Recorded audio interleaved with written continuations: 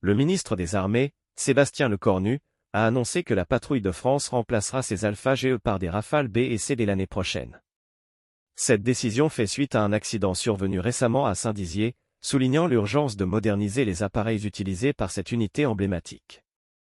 Les nouveaux avions porteront la désignation Rafale PDF, Patrouille de France, et seront fabriqués par Dassault Aviation dans une version dite dégradée, adaptée aux besoins spécifiques de la patrouille. Ces Rafales dégradés ne seront pas au standard actuel F4, mais se situeront entre les standards F2 et F3, bien moins avancés technologiquement. Ils n'auront pas d'optronique secteur frontal, ni de liaison 16, et leurs points d'emport de munitions seront fictifs.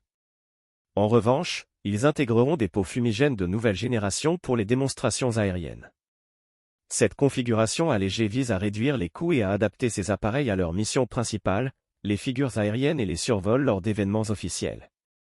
La commande porte sur 10 avions, 6 monoplaces Rafale C et 4 biplaces Rafale B. Dassault Aviation a décidé de prioriser leur fabrication par rapport aux unités destinées au combat, répondant ainsi à l'urgence de retirer du service les Alpha GE vieillissants.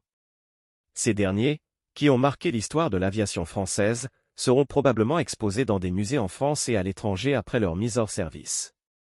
L'utilisation du Rafale pour la patrouille de France repose sur les enseignements tirés du Rafale Solo Display, démontrant que ce chasseur de génération 4.5 est parfaitement adapté aux manœuvres acrobatiques.